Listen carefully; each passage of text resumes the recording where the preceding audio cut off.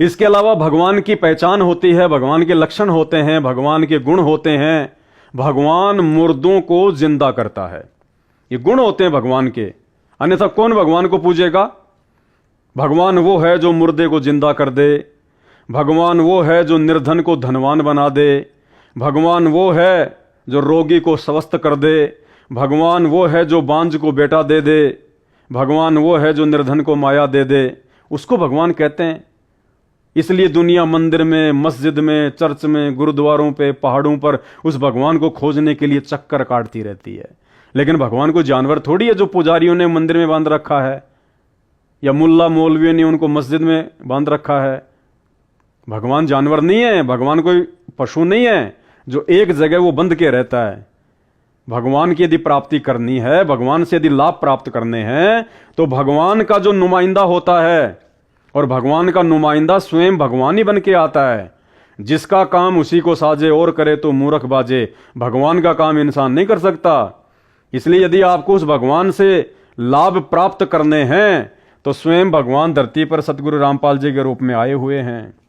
अपने आप को छुपाते हुए, अपने आप को एक इंसान के जैसा बनाकर इस पृथ्वी पर प्रकट हैं। पहचान इनके सत्संग सुनने से, इनके ज्ञान सुनने से होगी। तो भगवान के कुछ गुण होते हैं। भगवान मुर्दों को जिंदा कर देता है, मुर्दों को जिंदा, वेदों में लिखा हुआ है, वरना कौन भगवान को भगवान मानेगा। तो अब आप मुझे डॉक्टर भीमराव अंबेडकर जी के पूरे जीवन काल में एक भी ऐसा कोई वाकया बता दीजिए, एक भी वो व्यक्ति बता दीजिए जिस व्यक्ति को डॉक्टर भीमराव अंबेडकर जी ने जिंदा किया हो। एक भी वो औरत बता दीजिए जो बांझ थी और डॉक्टर भीमराव अंबेडकर जी ने उसको जो है पुत्र प्राप्ति का आशीर्वाद दिया हो। इन्होंने किसी भी निर्धन को धनवान बनाया हो, इन्होंने किसी भी रोगी को स्वस्थ किया हो। एक भी ऐसा कोई वाकया आप जी बता दीजिए इनके जीवन काल में। तो भगवान के भाई कुछ लक्षण होते हैं। ऐसे हर किसी को भगवान बना देने से भगवान नहीं हो जाता है। बाकी आपकी अपनी सोच है, चाहे जिसको आप जी भगवान बना दें। आप तो डॉक्टर भीमराव अंबेडकर को भगवान बनाने की बात कर रहे हैं। यहां लोग जिनको भगवान मान रहे हैं वो भगवान नहीं थे, ये श्री रामचंद्र जी। दुनिया इनको भगवान मान के पूज रही है, राम मान के पूज रही है, जबकि राम तो मात्र इनके शरीर का नाम था, इनकी पहचान थी। जैसे मेरा नाम है पवन दास, ये मेरी पहचान है। मैं कोई हनुमान जी का पिता थोड़ी बन गया, क्योंकि हनुमान जी के पिता का नाम था पवन, उनको पवन सुत कहा जाता है। तो मेरा नाम पवन होने मात्र से मैं हनुमान जी का पिता थोड़ी कहलाऊंगा। तो ठीक इसी प्रकार श्री राम इनके शरीर का नाम था, इनकी पहचान थी। दुनिया जिनको राम समझती है, भगवान समझती है, ये भी मुर्दों को जिंदा नहीं कर पाए। जब इनको वनवास हुआ उसके 2 घंटे बाद ही इनके पूज्य पिताजी राजा दशरथ जी का महल की छत से नीचे गिरने के कारण गर्दन टूटने से अकाल मृत्यु हुई। ये अपने पिताजी को मुर्दे से जिंदा नहीं कर पाए। जब राम रावण युद्ध हो रहा था, मेघनाथ ने लक्ष्मण को शक्ति बाण मार दिया, लक्ष्मण मूर्छित हो गया। वर्तमान की मेडिकल भाषा में कहते हैं वो कोमा में चला गया। ये रामचंद्र जी बैठे बैठे रो रहे थे, आंसू निकाल रहे थे। ये अपने भाई लक्ष्मण को जीवित नहीं कर पाए। वो तो मरा भी नहीं था, खाली मूर्छित था, बेहोश था। ये अपने भाई की बेहोशी भी नहीं तोड़ पाए। उसके लिए भी द्रोणागिरी पहाड़ से हनुमान जी के द्वारा संजीवनी बूटी मंगवाई गई। तो भाई जब ये ही भगवान नहीं थे तो डॉक्टर भीमराव अंबेडकर कहां से भगवान हो जाएंगे। ये महात्मा बुद्ध जिनको आप जी भगवान मान के पूजते हैं, इन्होंने अपनी जिंदगी में कभी किसी मुर्दे को जिंदा किया हो तो बता दीजिएगा। इसके अलावा हजरत मोहम्मद जी, इन्होंने यदि अपनी जिंदगी में किसी मुर्दे को जिंदा किया हो तो बता दीजिए। एक समय इन्होंने एक बकरे को काट के वापस जीवित किया, एक समय इन्होंने एक गाय को काटकर वापस जो है वो जीवित किया, लेकिन वो हजरत मोहम्मद जी ने नहीं किया। मुसलमान भाइयों को ये गलतफहमी है, आपको अभी उस कुरान का वास्तविक ज्ञान नहीं है। आज जब आप सतगुरु रामपाल जी परमेश्वर जी के मुख कमल से सृष्टि रचना सुनेंगे और हज़रत मोहम्मद के ऊपर संत रामपाल जी ने जितने भी सत्संग किए हैं, जब आप यूट्यूब पर जाकर वो सत्संग सुनेंगे, हज़रत मोहम्मद वर्सेज संत रामपाल जी, तब आपको पता चलेगा कि जिस समय हज़रत मोहम्मद जी ने एक बकरे को काटा और जीवित किया, एक गाय को काटा और जीवित किया, और समाज में इनकी वाहवाही हो गई, वो काम इन्होंने नहीं किया था। इनके रूप में इनकी महिमा को जो है वो बनाए रखने के लिए, ताकि लोगों में आस्था जो है धर्म के प्रति, भक्ति के प्रति बनी रहे, लोग नास्तिक ना हो, इसलिए वो कबीर भगवान, वो कबीर परमात्मा जो आज संत रामपाल जी के रूप में आए हुए हैं, वो सूक्ष्म रूप में हजरत मोहम्मद जी के पास में प्रकट हुए और उन्होंने अपनी शब्द शक्ति से गाय को और उस बकरे को मुर्दे से जीवित किया। ये वास्तविक ज्ञान है, आपके किसी मुल्ला मौलवी के पास नहीं मिलेगा। अल्लाहू अकबर के पास है ये ज्ञान। अल्लाहू अकबर स्वयं संत रामपाल जी धरती पे आए हुए हैं। यूट्यूब पर जाकर उनके सत्संग सुनने का प्रयास करें। तो दुनिया जिनको भगवान मानती है, उन्होंने कभी किसी मुर्दे को जिंदा नहीं किया। महात्मा जो बुद्ध है, उन्होंने कभी किसी मुर्दे को जिंदा नहीं किया। हजरत मोहम्मद ने कभी किसी मुर्दे को जिंदा नहीं किया। ये भाई साहब हजरत ईसा, जिनको ईसा मसीह के नाम से जाना जाता है, इन्होंने कभी किसी मुर्दे को जिंदा नहीं किया। इनकी तो बड़ी बेरहमी से अकाल मौत हुई थी, और इनके मरने के बाद में जो जिंदा हुआ था इन्हीं के रूप में, जो 40 दिन तक रहा, इन्हीं का रूप बनाकर ईसाई समाज की गलतफहमी है कि वो ईसा मसीह था। अगर इतने बड़े चमत्कारी थे, इतने बड़े सर्वशक्तिमान थे, तो ऐसी दुर्गति से इनकी मौत ही ना होती। वो उसी समय चमत्कार दिखा देते। भक्ति को बनाए रखने के लिए, क्योंकि ये काल, ये शैतान चाहता है कि धरती से भक्ति और भगवान के प्रति लोगों की आस्था को समाप्त कर दूं, इसलिए उसने ईसा मसीह को ऐसी दर्दनाक मौत दी। मात्र 30 साल की उम्र में, 30 या 32 साल तक ये जीवित रहे थे। अकाल मृत्यु हुई इनकी। इनको लटका दिया गया था, इनके हाथों में, इनकी छाती में, इनके पैरों में कीलें ठोक दी गई थी। ये तड़प तड़प के मरे थे। अगर वो परमपिता परमात्मा अल्लाहू अकबर, वो कबीर देव भगवान जो आज वर्तमान में सतगुरु रामपाल जी के रूप में धरती पर प्रकट है, यदि उस समय वो परमात्मा ईसा मसीह का रूप बना के यदि जीवित ना होता, 40 दिन तक यदि वो चमत्कार ना करता, तो आज का ईसाई समाज जो अपने आप को कहता है कि हमारा धर्म दुनिया में 1 नंबर पे है, आपका धर्म वर्तमान में दुनिया में दिखाई भी नहीं देता। अगर वो परमात्मा ईसा मसीह का रूप बना के अगर चमत्कार ना करता, तो लोगों की भक्ति और भगवान से आस्था हट जाती, ये सोचकर कि क्या रखा है भक्ति में, जिसको हम लोग उस परमेश्वर का बेटा कहते हैं। जब परमेश्वर के बेटे की ऐसी दुर्गति से मौत हुई, तो परमेश्वर हमें क्या बचाएगा जो अपने पुत्र को नहीं बचा पाया।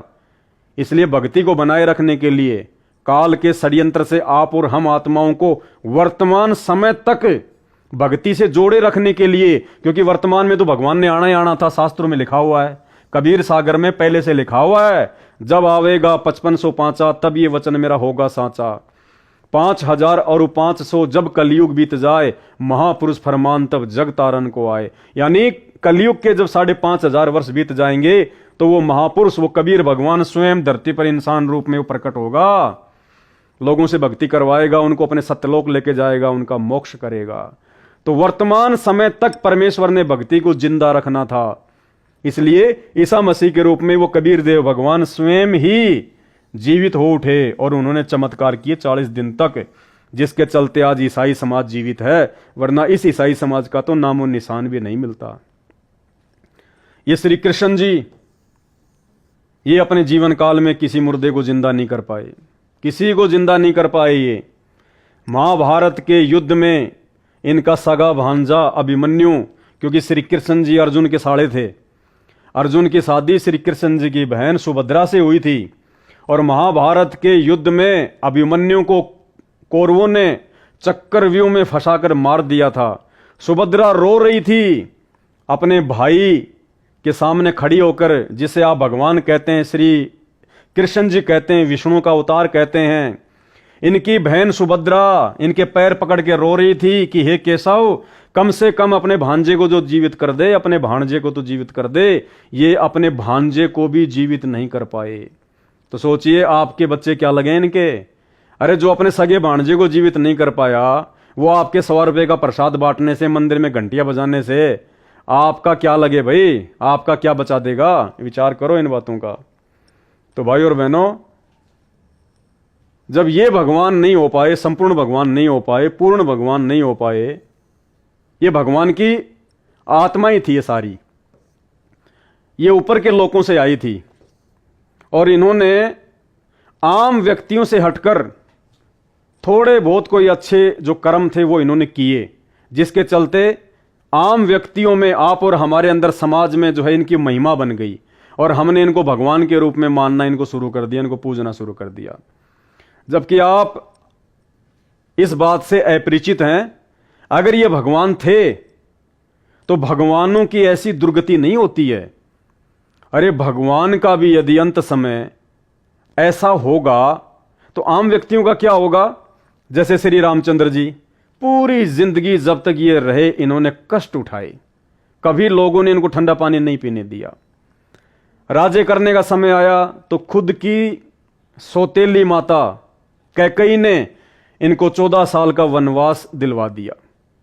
ये राज्य सुख नहीं भोग पाए। 14 साल तक ये जंगल में रहे। जंगल में क्या मिलता आपको पता है भाई साहब? कौन सा वहां पे आपको खाना पीना टाइम पे मिलेगा? कौन सा आपको रहने के लिए वहां पे महल मिलेगा? सर्दी, गर्मी, आंधी, बरसात, ओले, राक्षसों का डर, 24 घंटे। तो 14 वर्ष तक ये दुखी रहे। उसके बाद में रावण इनकी औरत को उठा ले गया, सीता जी को।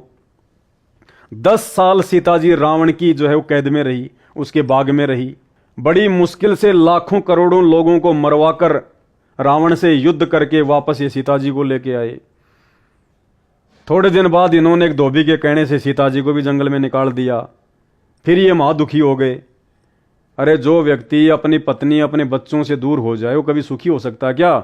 उधर सीता दुखी, इधर रामचंद्र दुखी। और अंत में इसी दुख के कारण, क्योंकि इन्होंने अपने खुद के भाई लक्ष्मण को दुर्वासा ऋषि के कहने से मृत्यु दंड की सजा सुनाई, श्री रामचंद्र जी ने अपने सगे भाई लक्ष्मण को मृत्यु दंड की सजा दी। अरे जो अपने भाई को मृत्यु दंड दे रहा है वो आपको कहां से जीवन दान देगा? और अंत में दुखी होकर श्री रामचंद्र जी ने सरयू नदी में छलांग मार दी। डूब के मरे श्री रामचंद्र जी, आत्महत्या की इन्होंने, जिनको शास्त्रीय भाषा में आप जी जल समाधि कहते हो। तो ये खुद भी ढंग से नहीं मर पाए। जीना तो बहुत दूर की बात है। अगर यही भगवान थे, यदि श्री रामचंद्र जी वो भगवान है जिन्होंने पूरी सृष्टि को रचा है, तो भाई भगवानों के अंत में ऐसी दुर्गति नहीं होती। भगवान को आत्महत्या करने की आवश्यकता नहीं पड़ती। ये महात्मा बुद्ध जिनको आप जी ने भगवान बना दिया, ये विष्णु जी के लोक से आए थे। और विष्णु जी के लोक से जब कोई आत्मा आती है तो यहां उसका जो है मन नहीं लगता है, क्योंकि जो ठाठ बाट, जो सुख सुविधा विष्णु जी के लोक में है, इस पृथ्वी लोक पर, इस मृत्यु लोक में नहीं मिलता इंसान को। तो ये राजा के घर में इनका जन्म हुआ। राजा के घर में जन्म लेने के बावजूद भी इनको यहां पर कोई सुख नजर नहीं आया। विष्णु जी के लोक की कंपैरिजन में इन्होंने अपना वो घर त्याग दिया। मनमुखी रूप से लोगों को ज्ञान बताने लगे, मनमुखी रूप से अपनी साधना करने लगे। पूरे चीन को इन्होंने नास्तिक बना दिया, पूरे चीन को। और अंत में इनकी दुर्गति हुई। ये महात्मा बुद्ध अंत में इनको जहर देके मारा गया, एक लोहार के द्वारा। इनकी जीवन हिस्ट्री पढ़ लेना। एक लोहार के द्वारा अंत में इनको जहर देके मारा गया। इनके पूरे शरीर में जहर फैल गया, दर्दनाक मौत हुई इनकी। तो भगवान ऐसे थोड़ी होते हैं। ये हजरत मोहम्मद जी, इनकी बायोग्राफी जीवनी हजरत मोहम्मद, गूगल पे जाके सर्च करना जीवनी हजरत मोहम्मद हिंदी। इनकी पूरी जीवन लीला आपके समझ में आ जाएगी। इनका जन्म नहीं हुआ उससे पहले तो इनके पिताजी की मृत्यु हो गई, अब्दुल्ला की। और जैसे ही इनका जन्म हुआ तो थोड़े दिनों बाद में इनकी जो माताजी थी आमना, वो चल बसी, यतीमी का जीवन जिया। जब ये 8 साल के थे तो इनके दादा अब्दुल मुतल्लिब का देहांत हो गया। उसके बाद इनको इनके चाचा ने पाला। जब ये 25 साल के हुए तो एक 40 साल की 2 बार की विधवा औरत खदीजा से इनकी शादी हुई और खदीजा से इनको 7 संतानें जो है वो प्राप्त हुई, 4 लड़कियां और 3 लड़के, और तीनों के तीनों लड़के हजरत मोहम्मद की आंखों के सामने मर गए। यानी बाप के सामने बेटों की अकाल मौत। कहां सुख था इनको?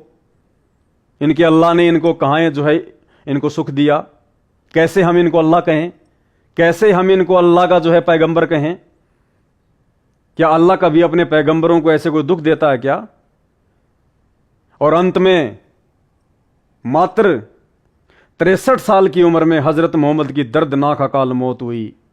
बीमारी से ये इतने दुखी हो गए, इतने परेशान हो गए, अंत में खुद ये अल्लाह से अरदास करते थे कि या अल्लाह, मौत के समय की जो परेशानी हो रही है कम से कम उसको तो हल्का कर दे। इनकी बेटी हजरत फातिमा अपने बाप के पास बैठ के रोया करती थी, हे अल्लाह, मेरे बाप की परेशानी को कम कर दे, मेरे बाप की परेशानी को कम कर दे, हाय मेरे बाप की परेशानी। तो हम इनको कैसे भगवान कहें? क्या भगवान ऐसे होते हैं? अरे भगवान की भक्ति करने वालों को तो पता भी नहीं चलता कब शरीर छूट जाता है। जब वो भगत चाहेगा कि भगवान अब मुझे ले चलो अपने लोक में, उस समय शरीर छूटता है, पता भी नहीं चलता, जरा भी पीड़ा नहीं होती। वरना भक्ति की आवश्यकता क्या है? ये ईसा मसीह जी, कैसे इनको भगवान माने? कैसे इनको हम मसीहा माने? मसीहा का मतलब होता है परमात्मा, भगवान। 32 साल की उम्र में इनको क्रूस पर लटकाया गया, हाथों में, पैरों में, छाती पर इनके कीले ठोक दी गई, तड़फ तड़फ के मरे। इनके 12 चेले जिनकी दर्दनाक अकाल मौत हुई। किसी को तो उस समय के राजा के द्वारा उनकी गर्दनें जो है वो तलवारों से काट दी गई, और कुछ को इनके साथ में क्रूस पर चढ़ा दिया गया। ये अपने चेलों को नहीं बचा पाए, ना अपना खुद का ये बचाव कर पाए। तो कैसे हम इनको परमात्मा कहें? कैसे हम इनको जो है परमेश्वर कहें? श्री कृष्ण जी पूरा जीवन दुखी रहे, जन्म जेल में हुआ, जन्म लिया नहीं उससे पहले मामा इनका दुश्मन हो गया कंस। जन्म लेने के बाद कभी पूतना मारने आ रही है, कभी जरासिंध मारने आ रहा है, कभी काल्यवन मारने आ रहा है, कभी शिशुपाल मारता है। सारा जिंदगी लड़ाई और जो है झगड़े में रहे। महाभारत का युद्ध करवा डाला, करोड़ों लोगों को मरवा दिया। सक्षम थे तो रोक देते ना महाभारत का युद्ध। और अंत में कैसी जो है इनकी दुर्गति से मौत हुई? एक शिकारी ने इनके पैर में जहर से बुझा हुआ तीर मारा, बालिया नाम के शिकारी ने, हिरण की आंख समझकर। अंत में पूरे शरीर में जहर फैलने से तड़प तड़प कर श्री कृष्ण जी की अकाल मौत हुई। तो कैसे हम इनको भगवान कहें भाई? भगवान थे कबीर साहेब, 650 साल पहले आए थे काशी में, जिनको आप जी कबीर दास के नाम से जानते हैं, जिनके आप जी दोहे पढ़ते हैं, बड़ा भया तो क्या भया, जैसे पेड़ खजूर, पंछी को छाया नहीं, फल लागे अति दूर। उनका जन्म नहीं हुआ। परमात्मा कभी किसी मां के गर्भ से जन्म लेके नहीं आता, जन्म जीव लेता है, इंसान लेता है। सहशरीर आए वो अपने सत्यलोक से, एक कमल के विकसित फूल के ऊपर आके वो प्रकट हो गए। और जब वो गए 120 साल पूरे करके हजारों लाखों लोगों की भीड़ के सामने, मगर से सहशरीर सतलोक गए। उनका पूरा शरीर फूलों में जो है वो तब्दील हो गया। उसको कहते हैं परमात्मा। और वही कबीर आज सतगुरु रामपाल जी के रूप में धरती पर प्रकट है। सहशरीर प्रकट है परमात्मा। लेकिन इनकी लीला इनकी शरण में आने के बाद, इनके उस आध्यात्मिक ज्ञान को समझने के बाद में समझ में आएगी। और दुनिया वालों, ये सहशरीर जाएगा सतलोक। सहशरीर पूरी दुनिया देखेगी आंख फाड़ फाड़ के, वो गए परमात्मा, वो गए गुरुजी। और उसके बाद में रो रो के, नाक रगड़ रगड़ के आओगे, लेकिन उस समय मिलेगा क्या आपको? अरे किसी भी महापुरुष के जाने के बाद में क्या मिलेगा? चाहे उसका मंदिर बनाओ, चाहे उसकी मंडी बनाओ, फिर कुछ नहीं मिलेगा। जीते जी फायदा उठा लो, परमात्मा है। अंत में तो पूरी दुनिया को रोना है फिर। तो पहले आप इनका ज्ञान समझें। सबके हाथ में मोबाइल दे दिए इन्होंने। ये टेक्नोलॉजी, ये विज्ञान, ये इंसान को दिमाग, ये इंसान का दिमाग नहीं है। ये दिमाग परमेश्वर सतगुरु रामपाल जी ने दिया है, इस कबीर भगवान ने दिया है। पहले कहां थी ये टेक्नोलॉजी? ये 40-50 साल के अंदर अंदर सारी technology, TV, radio, internet, mobile, computer, ये सैटेलाइट, एरोप्लेन, हवाई जहाज, 40 से 50 साल के अंदर अंदर सारी टेक्नोलॉजी। अरे द्वापर युग बीत गया, सतयुग बीत गया, त्रेता युग बीत गया। त्रेता में रामचंद्र जी थे, आप तो उनको भगवान कहते हो। द्वापर में ये श्री कृष्ण जी थे, आप तो इनको भगवान कहते हो। क्या इनको गर्मी नहीं लगती थी? क्या इनको गर्मी नहीं लगती थी? क्या ईसा मसीह को गर्मी नहीं लगती थी? क्या महात्मा बुद्ध को गर्मी नहीं लगती थी? क्या हजरत मोहम्मद को गर्मी नहीं लगती थी? एक पंखा भी नहीं बना पाए, पंखा भी, एक कूलर भी नहीं बना पाए। ये राजा थे, ये भी राजा थे। क्या इनको रोडों की आवश्यकता नहीं थी? क्या इनको गाड़ियों की आवश्यकता नहीं थी? लेकिन छोटी सी एक जीप भी नहीं बना पाए, जीप भी, ढंग की रोड भी नहीं बना पाए। घोड़े जोड़ जोड़ के रथों में चलते थे, उबड़ खाबड़। क्या ये नहीं बना सकते थे रोड? क्या ये गाड़ियां नहीं बना सकते थे? आज के इंसान के पास कुछ ज्यादा दिमाग है? अगर आज के इंसान ने ही ये सारी चीजें बनाई है, तो फिर तो आज का इंसान राम और श्री कृष्ण से ज्यादा बुद्धिमान है। जो चीजें राम और श्री कृष्ण नहीं बना पाए, वो आज के इंसान ने बना दी, तो फिर बुद्धिमान कौन हुआ? लेकिन ये जो टेक्निक है, लेकिन ये जो दिमाग है, ये जो बुद्धि है, जिसके माध्यम से इंसान ने सारी सुख सुविधा की ये चीजें बनाई हैं, ये सारी बुद्धि इसी परमपिता परमेश्वर सतगुरु रामपाल जी भगवान अर्थात कबीर देव भगवान के द्वारा प्रदान की गई हैं। ये कबीर देव भगवान जब चाहे, जो रूप चाहे धारण कर लेता है, किसी भी युग में कर लेता है, किसी भी समय कर लेता है, कहीं भी कर लेता है। ये परमेश्वर का लक्षण होता है, गुण होता है परमात्मा का। ये उसकी जो है शब्द की शक्ति होती है। ये शब्द शक्ति इनमें नहीं थी, बाकी जो है वो किसी में नहीं थी, केवल उस कबीर देव में है, जो वर्तमान में सतगुरु रामपाल जी के रूप में धरती पे प्रकट है। सतगुरु जो चावे सो कर ही भरम पड़ो मत कोई, सेऊ धड़ पर शीश चढ़ाया पाछे करी रसोई। साहिब से सब होत है, बंदे से कुछ नहीं। ये साहिब हैं, ये पहले भी साहिब थे, आज भी साहिब हैं, और ये हैं सब, ये बंदे हैं सब, ये इंसान हैं, ये जीव हैं। तो साहिब से सब होत है, इन बंदों से कुछ नहीं।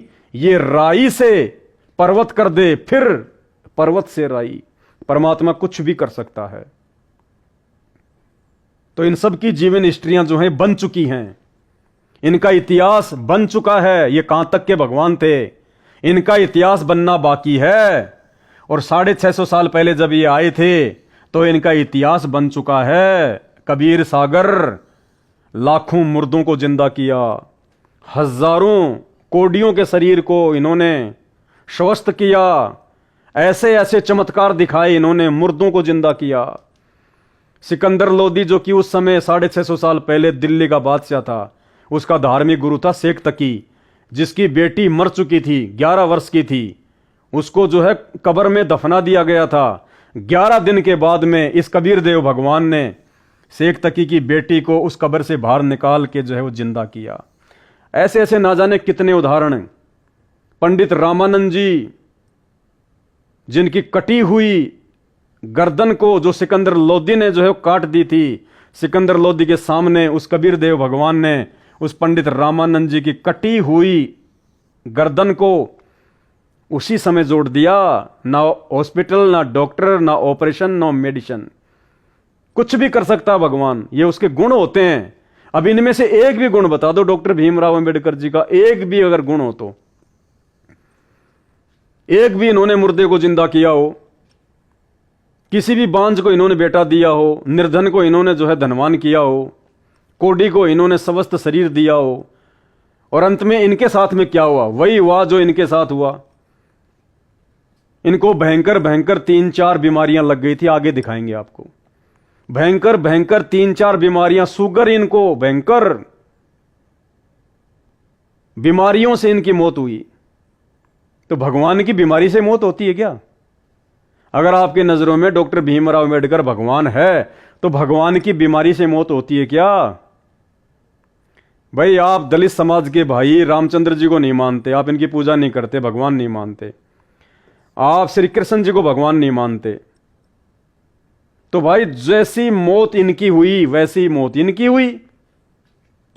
आप दलित समाज के भाई महात्मा बुद्ध को भगवान मानते हैं, तो इनकी भी तो भाई बड़ी दुर्गति से मौत हुई थी।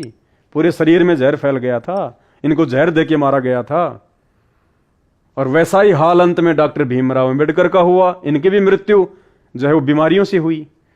तो ये भगवान के लक्षण नहीं है, ये परमात्मा के लक्षण नहीं है। परमात्मा तो लोगों को बीमारियों से बाहर निकालता है, लोगों को स्वस्थ करता है, लोगों को जो है वो चंगा करता है। जब आदमी डॉक्टरों से परेशान हो जाता है, वैद्यों से परेशान हो जाता है, रुपया पैसा बर्बाद करके मरने को तैयार हो जाता है कि अब कहीं कोई मेरा इलाज नहीं है, और उस समय यदि उसको कोई सच्चा गुरु मिल जाए, जैसे कि आज धरती पर आए हुए हैं, 16 आने कर देता है परमात्मा, 16 आना। ये विज्ञान, ये मेडिकल साइंस 2 मिनट में फैल कर देता है भगवान। आपकी आंखों के सामने लाइव एग्जाम्पल है। परमेश्वर सदगुरु रामपाल जी परमेश्वर धरती पर प्रकट हैं। सैकड़ों मुर्दों को जिंदा किया, सैकड़ों मुर्दों को, लाखों लोगों को कैंसर, एड्स जैसी बीमारियों से बिना एक मेडिसिन के स्वस्थ किया है। जिन कैंसर के रोगियों को, एड्स के रोगियों को, असाध्य रोगियों को अपोलो, एम्स और पीजीआई के डॉक्टर मना कर चुके थे कि धरती पर तुम्हारा कोई इलाज नहीं है, थोड़े दिन के जो है तुम मेहमान हो। आज वो घोड़े की तरह घूम रहे हैं, घोड़े की तरह, संत रामपाल जी से उपदेश लेकर, उनकी भक्ति करके। ये गुण है परमात्मा के। अनगिनत लोगों को इन्होंने गरीबी के जीवन से निकाल के धनवान बनाया है। इन्होंने दिए हैं बांझ को बेटे, गिनती नहीं है। इनके भक्तों के इंटरव्यू सुनना, आप इनके यूट्यूब पर जाके आप इनके सत्संग सुनना शुरू करो, गिनती नहीं है। 15-15 साल, 20-20 साल दुखी होके, परेशान होके जिन्होंने उम्मीद छोड़ दी थी, 60-60 साल की उम्र में इन्होंने बांझ को बेटा दिए, पुत्र दिए, संतानें। यह है वो परमात्मा जिसको कह सकते हैं परमेश्वर, परमात्मा, भगवान। डॉक्टर भीमराव अंबेडकर कोई भगवान नहीं है, परमात्मा नहीं है। आप चाहे किसी को भगवान बना लो, ये बात अलग है।